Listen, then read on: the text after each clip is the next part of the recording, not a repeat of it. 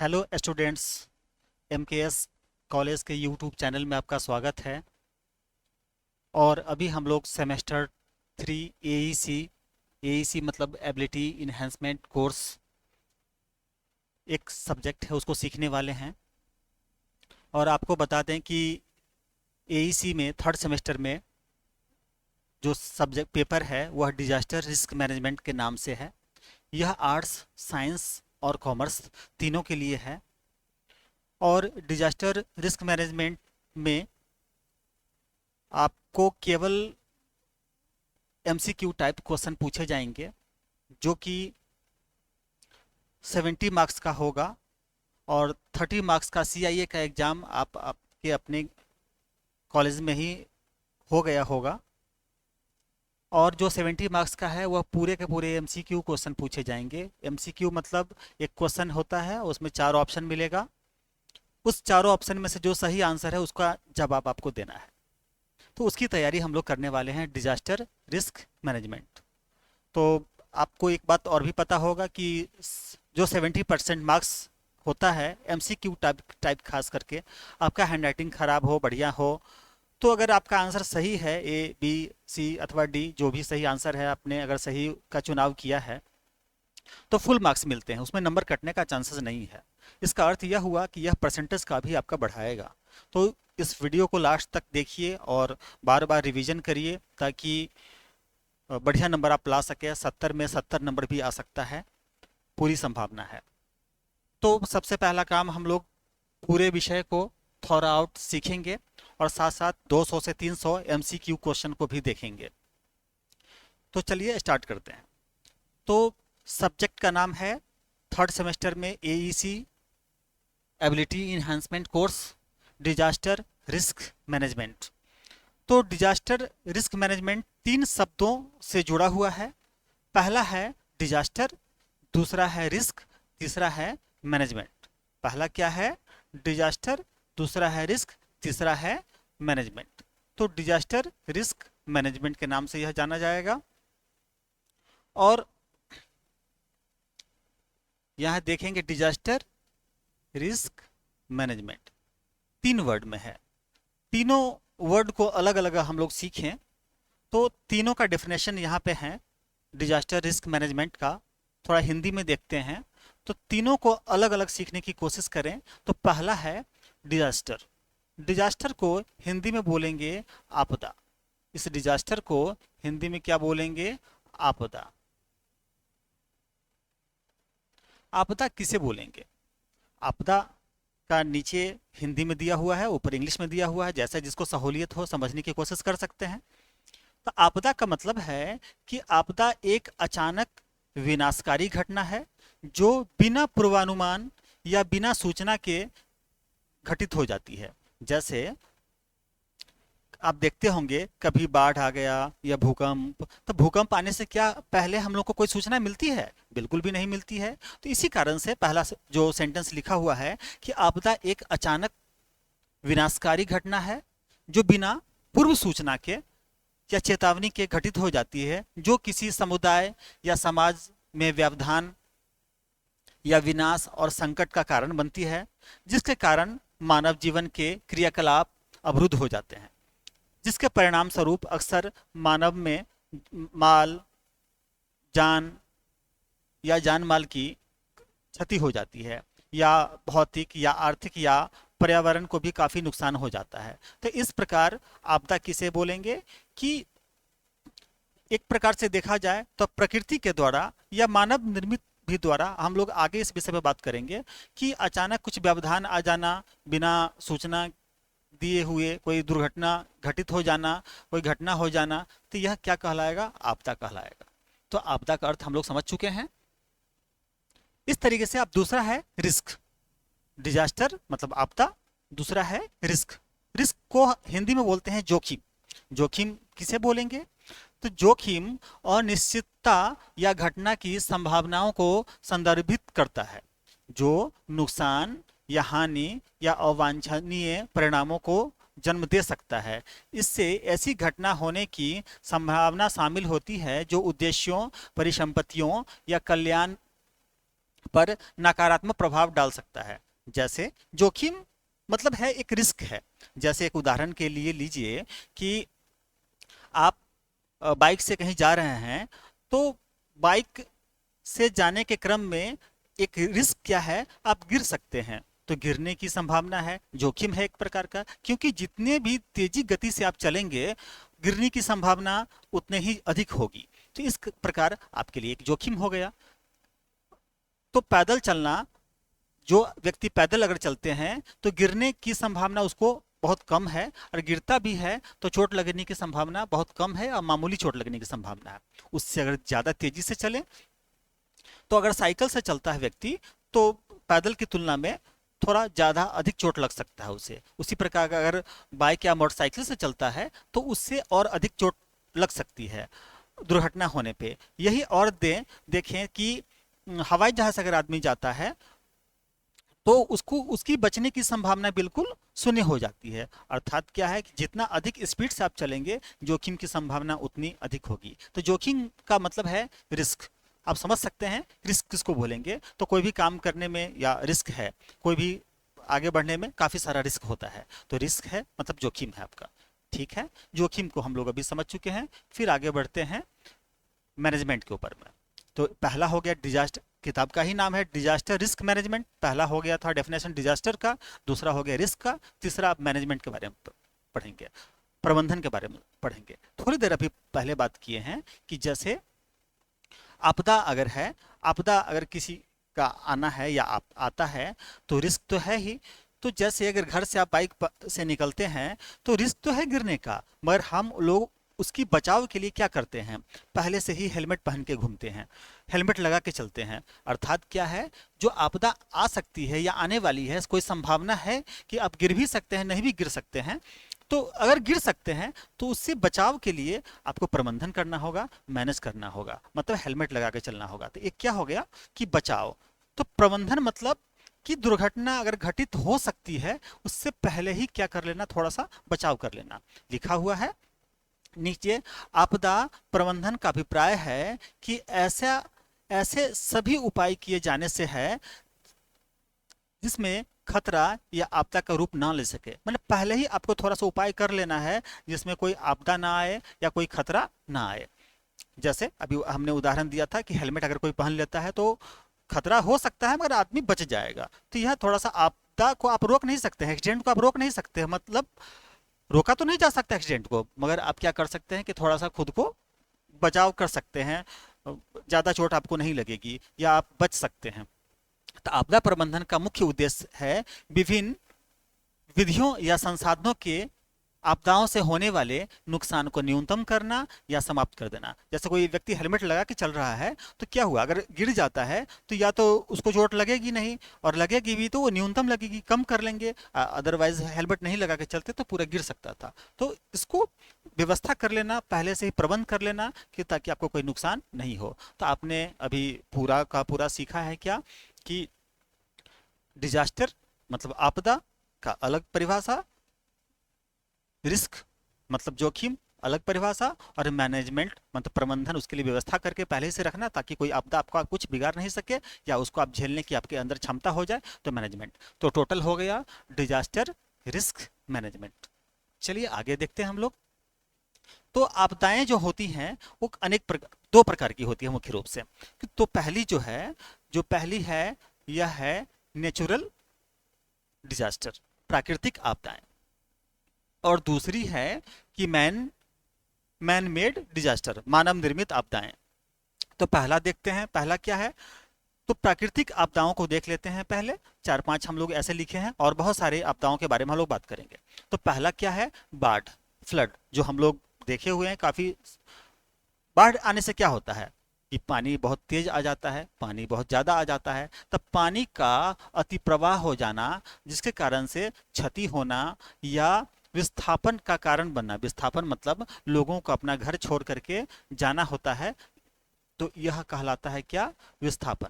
तो विस्थापन का यह कारण बनता है। तो बाढ़ में जिस एरिया में बाढ़ ज्यादा आ जाती है वहां के लोगों को घर छोड़ के बाहर जाना होता है क्योंकि वह डूब सकते हैं।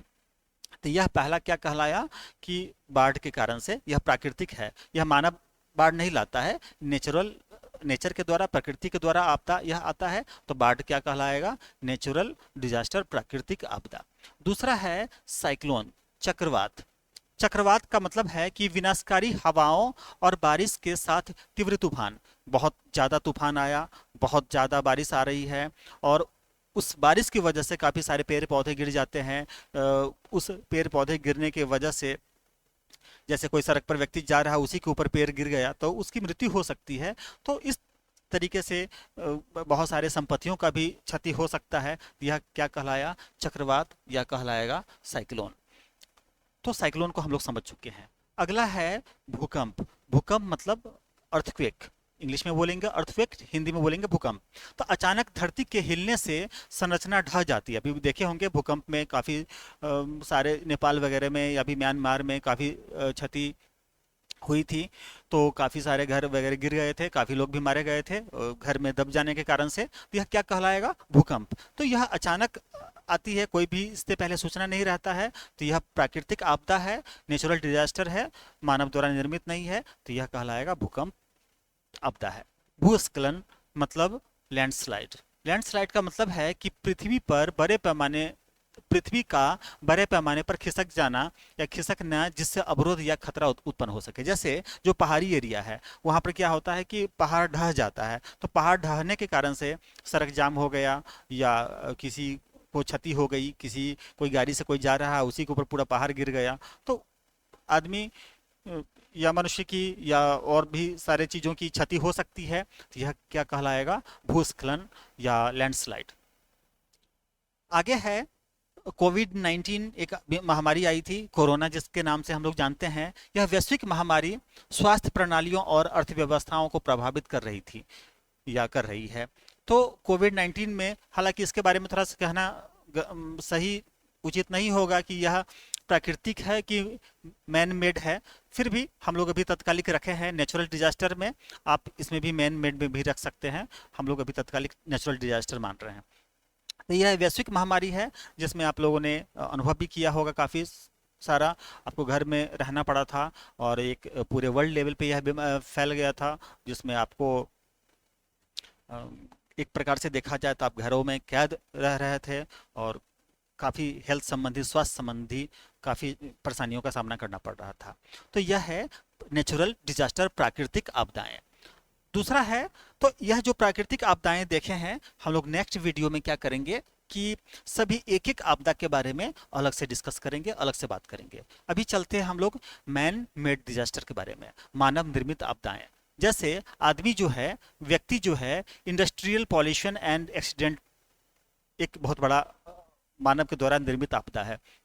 जैसे औद्योगिक प्रदूषण एवं दुर्घटनाएं, जितने भी कल कारखाने हैं, उद्योग धंधे हैं, उसमें आप देख रहे होंगे क्या कि बहुत सारा धुआं या प्रदूषण या कचरा इत्यादि फैलाया जाता है। तो यह है मानव के द्वारा निर्मित है। इसका प्रभाव तुरंत तो नहीं पड़ता है, मगर बहुत लंबे समय तक इसका प्रभाव, लंबे समय के बाद प्रभाव पड़ेगा, मगर बहुत बुरा प्रभाव पड़ता है।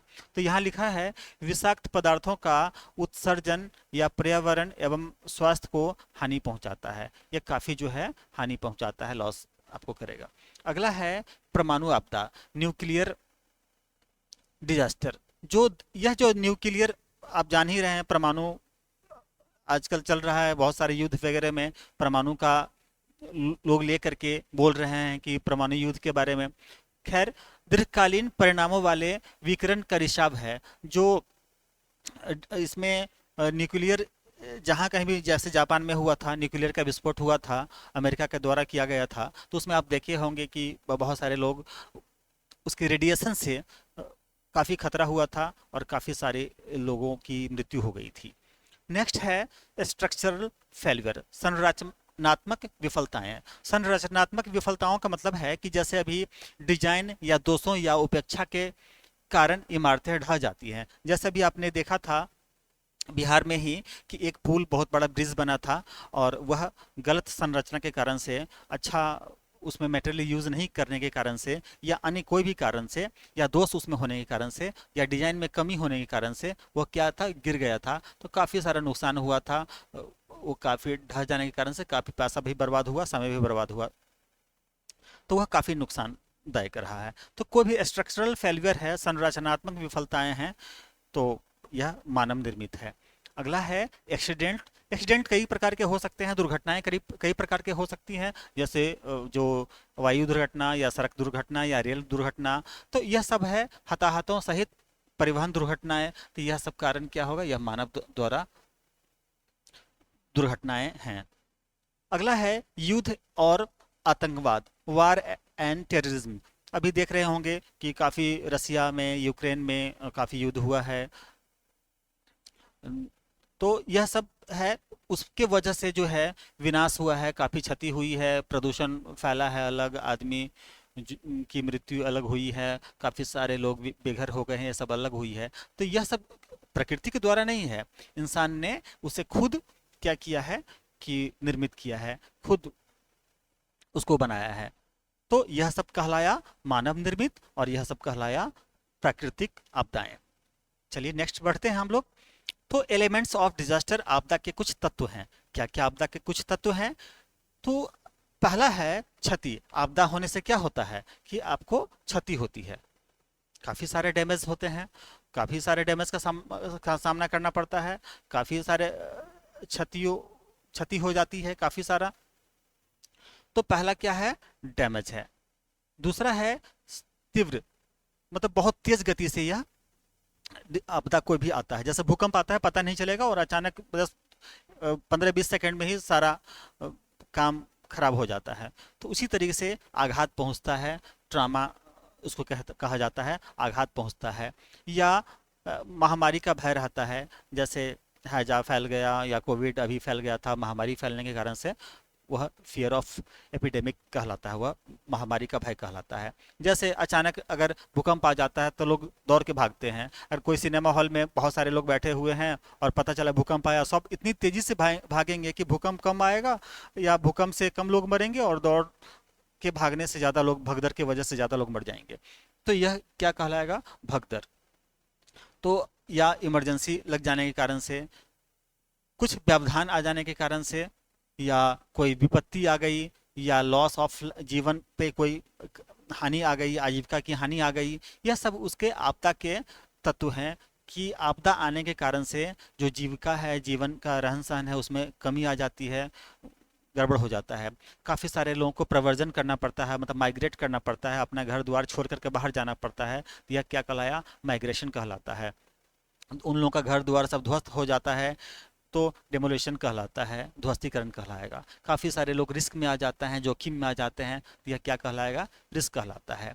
अब बच गया एक रिहैबिलिटेशन, पुनर्वास। पुनर्वास का मतलब है कि जैसे किसी का घर बेघर हो गया है तो सरकार उसको मदद करती है घर बनाने में, या और भी लोग काफ़ी सारे मदद करते हैं, आगे आते हैं उसको इलाज करवाने में या वस्त्र वगैरह देने में। तो ये रिहैबिलिटेशन का मतलब है उनको जीविका आगे और बढ़ जाने के, बढ़ने आगे की ओर वह बढ़े, इस कारण से उनका पुनर्वास किया जाता है। पुनर्वास मतलब उसको घर बनवा के दे दिया गया, या उसके जीवन यापन के लिए कोई ऐसा काम कर दिया गया कि जो लोग बेघर हो गए हैं किसी भी वजह से, बाढ़ के कारण से, भूकंप के कारण से, या अन्य कोई भी त्रासदी के कारण से, उसको पुनर्वास मतलब उसको आगे जीवन, वो तो टूट गया घर तो दोबारा तो मिलने वाला नहीं है, तो कम से कम अपना जीवन यापन दोबारा स्टार्ट कर सके, इस वो बोला जाता है। उसको मदद करना क्या कहलाता है, रिहैबिलिटेशन, पुनर्वास कहलाता है। ठीक है। अगला है फैक्टर्स अफेक्टिंग डिजास्टर। आपदा को प्रभावित करने वाले कुछ कारक हैं। तो क्या क्या कारक हैं? तो पर्यावरण, जैसे हम लोग पेड़ों की कटाई कर रहे हैं तो पर्यावरण से उसका क्षरण हो रहा है। तीव्र शहरीकरण, ज़्यादा से ज़्यादा लोग शहरीकरण हो रहा है, घर लोग बन रहा है, खेती या जो एग्रीकल्चर काम कम लोगों का रह गया है, तो धीरे धीरे इसमें कमी आ रही है। तो यह क्या कहला है, तीव्र शहरीकरण। गांव में भी बहुत ज़्यादा से ज़्यादा घर वगैरह बनने लगे हैं, तो तीव्र शहरीकरण होना स्टार्ट हो गया है। तो यह सब आपदा का कारण है। निर्धनता, उससे गरीबी आई है, इसके होने से, आपदा के कारण से निर्धनता लोगों को आती है, गरीबी आती है, जीवन की व्यस्तता हो जाती है, प्राकृतिक गतिविधियां जो है, नेचुरल जो है मूवमेंट, वो बहुत खराब हो जाता है या उसमें बदलाव आ जाता है। यातायात के साधनों का आध्यात्मिक विकास, जब भी अभी देख रहे होंगे प्रदूषण, गाड़ियाँ जितने भी चल रही हैं, जितनी अधिक से अधिक गाड़ियाँ चल रही हैं उतने ज़्यादा से ज़्यादा प्रदूषण हो रहा है। ये सब सारा का सारा क्या कर रहा है, आपदा को निमंत्रण दे रहा है, आपदा को प्रभावित कर रहा है। तो यह प्रदूषण है या जन जागरूकता का अभाव है, जो लोग जागरूक नहीं है इसका अभाव है, या जनसंख्या में वृद्धि, या वन को हम लोग पेड़ पौधों को काट रहे हैं, वन का विनाश, यह सब क्या है, आपदा को प्रभावित करने वाले घटक है। इससे आपदा प्रभावित होगा और आपदाएं ज़्यादा से ज़्यादा आएंगी।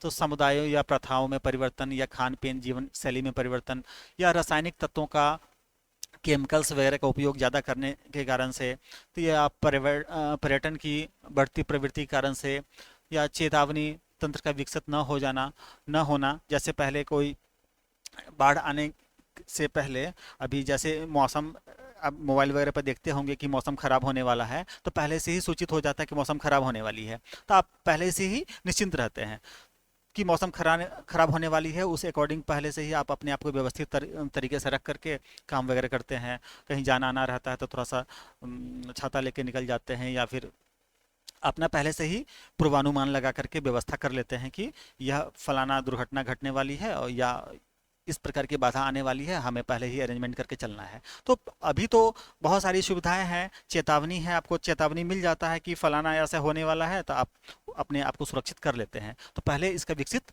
नहीं था। जैसे अभी भी भूकंप को अगर देखा जाए, मौसम का पूर्वानुमान आप लगा लेते हैं कि बारिश होने वाली है कि नहीं होने वाली है, परंतु अभी तक भूकंप का पूर्वानुमान लगाना संभव नहीं हुआ है कि भूकंप आने वाली है अथवा भूकंप आने वाली नहीं है। तो चेतावनी जो है, चेतावनी तंत्र का विकास अभी होना बाकी है, आपको चेतावनी पहले से नहीं मिल पाती है। तो यह सब है आपदा को प्रभावित करने वाले फैक्टर्स हैं, घटक हैं।